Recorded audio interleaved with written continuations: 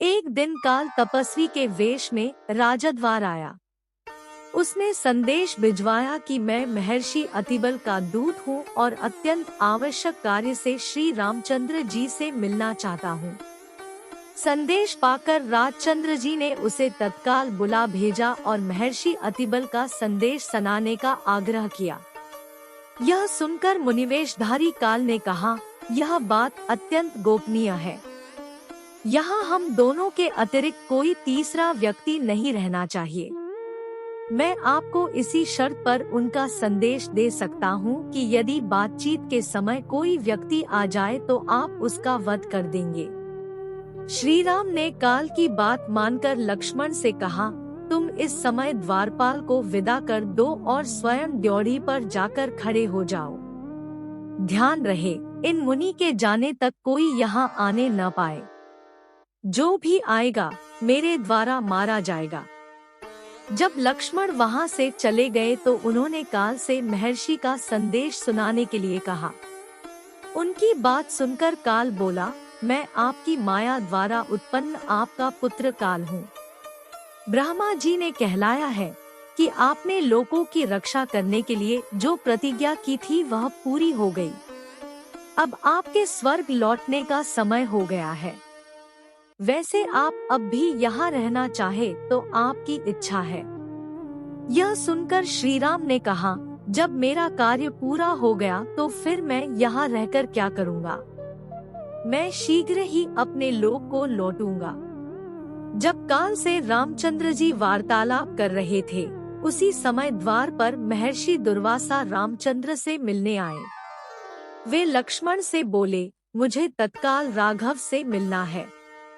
विलंब होने से मेरा काम बिगड़ जाएगा, इसलिए तुम उन्हें तत्काल मेरे आगमन की सूचना दो।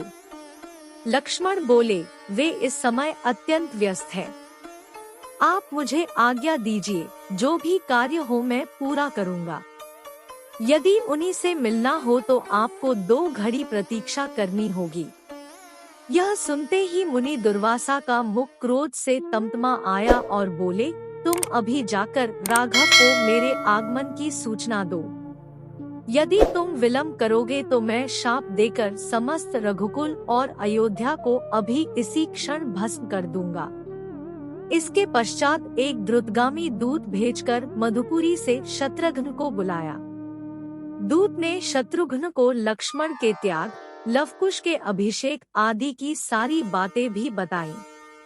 इस घोर कुलक्षयकारी वृतांत को सुनकर शत्रुघ्न अवाक रह गए।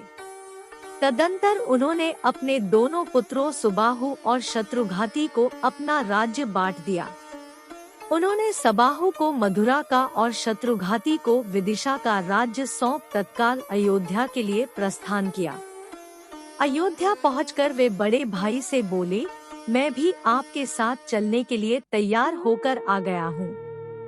यह सुनकर वहां उपस्थित सुग्रीव, विभीषण भी प्रभु के साथ सरयू में जाने के लिए तैयार हो गए, लेकिन श्री रामचंद्र जी ने विभीषण को रोक दिया। विभीषण को कलयुग की संधि तक जीवित रहने का आदेश दिया।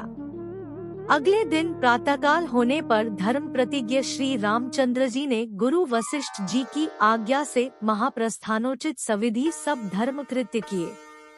तत्पश्चात पीताम्बर धारण कर हाथ में कुशा लिए राम ने वैदिक मंत्रों के उच्चारण के साथ सरयू नदी की ओर प्रस्थान किया। नंगे पैर चलते हुए वे सरयू तट पहुँचे। उनके पीछे सारा नगर था। इस समस्त समुदाय में कोई भी दुखी अथवा उदास नहीं था, बल्कि सभी इस प्रकार प्रफुल्लित थे जैसे छोटे बच्चे मनचाहा खिलौना पाने पर प्रसन्न होते हैं। श्री रामचंद्र जी ने सभी भाइयों और साथ में आए जन समुदाय के साथ पैदल ही सरयू नदी में प्रवेश किया। आकाश में स्थित सभी देवता उनकी स्तुति का गान कर रहे थे।